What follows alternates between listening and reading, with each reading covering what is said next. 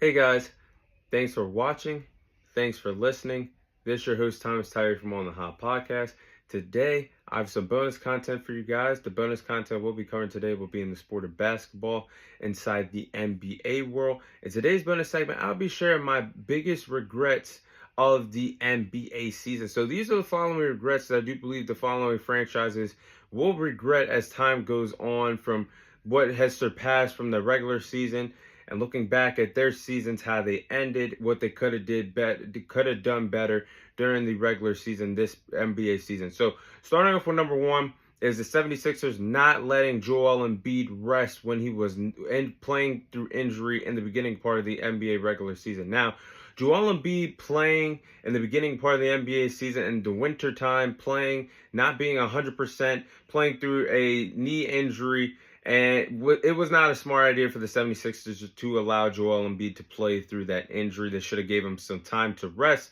But the 76ers ended up paying the price because the knee injury that Joel Embiid suffered, he missed a significant amount of time for the regular season. Basically, the whole entire second half of the regular season, because at the time, the 76ers were the third best team in the Eastern Conference at the time when Joel Embiid was still there. Joel Embiid was arguably on his way to winning his second MVP award. He was averaging over 30 points per game, 11 rebounds per game. The 76ers were playing well organized, winning basketball. And that's what you need for a guy like Joel Embiid to rise up to the occasion after the James Harden trade that happened earlier in the season.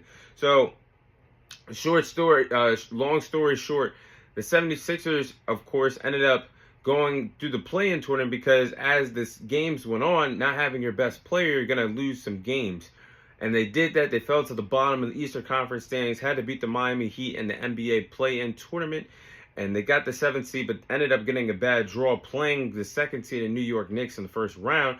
That was, to me, probably the greatest playoff series that we've seen all playoffs long in the NBA, of how great those games were between the Knicks and the 76ers. But the Knicks were the better team, but the 76ers played well enough to win that series. They just played just a tad bit better team in the New York Knicks. So I really feel like if the 76ers prioritized Joel Embiid's health just a little bit more, the sky could have been the limit for them this year. It's unfortunate, but it is what it is. That has to go down as a regret for me when the 76ers not resting. Now, next one has to be a regret. The Milwaukee Bucks hiring Doc Rivers to be their NBA head coach in the midway point of the NBA season. This has to be a huge regret for the Milwaukee Bucks because I still don't understand to this day why the Milwaukee Bucks fired Adrian Griffin, former Milwaukee Bucks head coach that was fired 43 games into the regular season by the franchise. And at the time, I don't see why he was fired. The Bucks were 30-13. They were second in the Eastern Conference at just 43 games into the NBA season. Everything's not going to be perfect, but for you to be the second seed in the Eastern Conference, being 30-13, 43 games into the season, why does the man get fired? Because you can't make adjustments defensively? They didn't do that when Doc Rivers came there. They didn't adjust defensively. They were still bad defensively when Doc Rivers got there. And as the season went on, it just felt like this Milwaukee Bucks team actually got worse when Doc Rivers was there. And yes, they went through injuries, and that hurt them in the playoffs, not having Giannis and Damian Lillard, your 1-2 punch that you were expecting to go on a deep playoff run this year. But before that, when Doc Rivers was coaching the regular season, they finished the regular season with 19 wins, 20 losses when Doc Rivers took over for the team, finishing under 500 there. And quite frankly, if Giannis and Damian Lillard were healthy for the postseason, they would have got derailed in the second round because Doc Rivers has a choking problem. The man, yes, we all know he's an NBA champion, but this 16 years removed from that ring, what has he done after that? Choke in the second round with loaded, talented teams. Kawhi Leonard and Paul George by his side. The Lob City of Chris Paul, Blake Griffin. I can keep going on and on of failed scenarios that Doc Rivers has been a part of since that 2008 Celtics championship run. So, in all honesty, it seems like they should have really just kept Mike Budenholzer because this is not working out. It'll be interesting to see what they do. But that has to be a huge regret with the Bucks holding on to Doc Rivers. Now, the final regret on my list has to be the Los Angeles Clippers trading for James Harden. Now, on paper, if this was the years of 2018, 2019 when you had a roster of Kawhi Leonard, Paul George, James Harden, Russell Westbrook, all on the same team, all healthy, all in the prime of their careers. Absolutely, they would have went on to win a NBA title. But this is the year of 2024 and the regular season of 23-24. That's not good enough to win a title nowadays because Harden and Westbrook are clearly out of their primes. They're still good scoring options when you need a boost, but they're not the same MVP caliber players they were a few years ago. And Paul George and Kawhi Leonard not being on the court when it matters most, not being healthy, does not help this roster truly have a chance to win a title.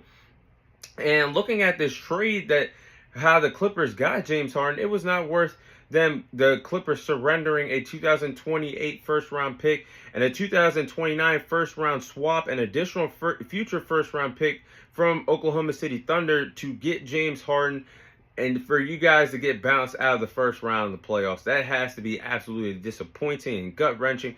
And now James Harden is set to be an unrestricted free agent. So you just gave up those draft picks for James Harden to possibly sneak out the back door there, and in a blink of an eye, he's gone.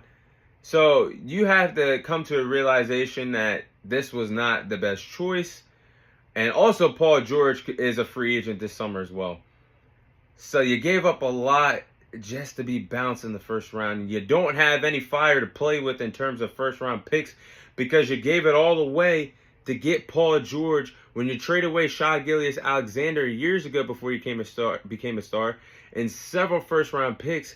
Now your hands could be just like mine, empty in the palm of their hands if you watch James Harden and Paul George walk this summer, and you got no future first-round picks to really bank on for the future.